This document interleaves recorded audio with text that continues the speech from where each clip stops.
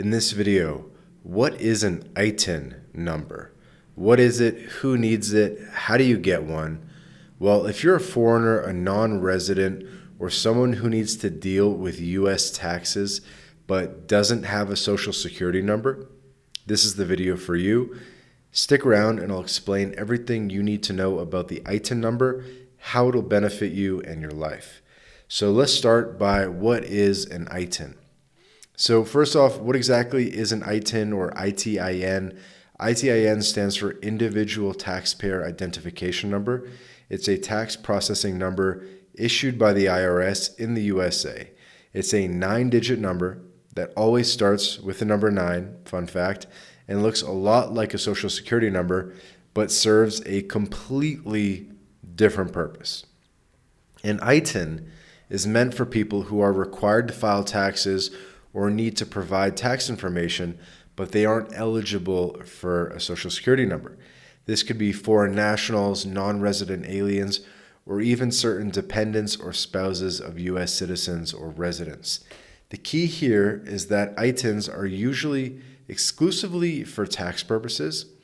They don't grant you work authorization, social security benefits, or legal immigration status.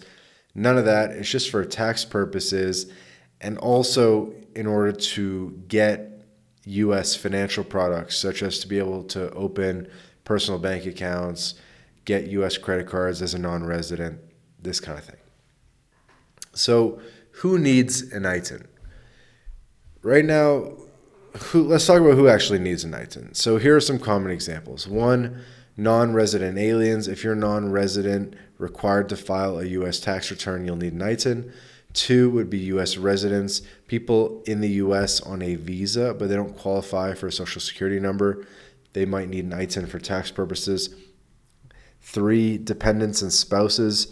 If you're a dependent or spouse of a U.S. citizen or resident alien and don't qualify for a social security number, you'll need an ITIN to be claimed on tax returns. And number 4 is foreign investors. If you're a foreign national earning income from U.S. investments such as real estate or stocks, you might need an ITIN to report your taxes to the IRS. So basically, anyone who has a tax filing obligation in the U.S. but doesn't qualify for a social security number will need an ITIN. Okay, so how do you actually get an ITIN? It's not as complicated as it may seem. There are 2 main ways. One is with Form W-7. You'll need to submit IRS Form W-7, which is the application for an ITIN. You can either mail it directly to the IRS or submit it through an authorized certifying acceptance agent. Number 2 is the required documentation. So along with your W-7 form, you'll need to submit proof of your identity and your foreign status. This usually includes a passport, but other documents like national ID cards or foreign driver's licenses might also work. And then 3 is a timing. So you usually submit the W-7 with your first tax return. Once the IRS processes your application, they'll assign you an ITIN and you can use it on all your future tax filings. If you've been issued an ITIN in the past but haven't used it in the last 3 years, it may expire, so you'll need to renew it. And by the way, MyLatinLife, we have a service where we can help people get an ITIN because there are benefits to having an ITIN.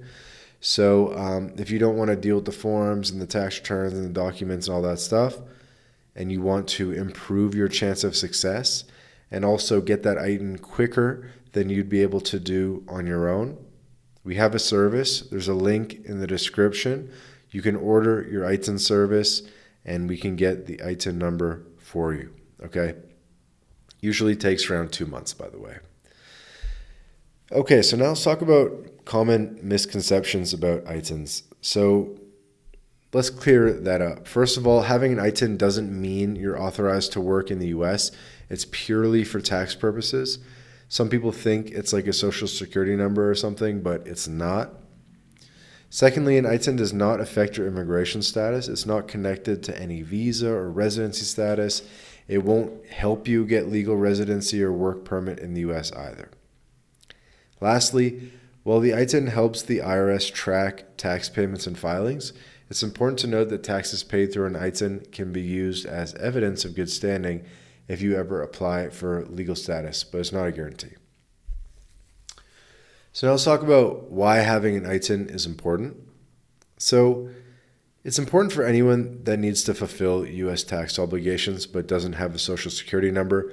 Filing your taxes properly helps you avoid penalties and could even be crucial for things like applying for loans, mortgages, or showing proof of income. Even though it might seem like a small thing, it can have a big impact if you're dealing with financial matters connected to the U.S. Another big reason why ITINs are important is that they allow individuals to claim tax benefits. If you're eligible for tax deductions or credits like the child tax credit, having an ITIN is essential. So there you have it. The ITIN is an important tool for foreign nationals, non-residents, and others who need to report their taxes in the U.S. but don't qualify for a social security number. It's not too difficult to get, but we recommend just using our service if you can. Link in the description. It'll make it a lot easier for you. One less thing to worry about. And it can help you meet your tax obligations or open doors for other financial matters in the U.S., like bank accounts, credit cards, loans, things like that. So if you found this video helpful, don't forget to hit the like button and make sure to subscribe for more content like this. If you have any questions about ITINs or other tax-related topics, drop them in the comments below and we'll do our best to answer them. But really the best way to get your burning questions answered, you can also book a call directly with MyLatinLife. There'll be a link in the description to book a consulting call with us, become our client, and we can see how the ITIN can fit into your larger financial picture, your internationalization plan, your plan B, and flag theory and all that good stuff. So thanks for watching, and we'll see you in the next video.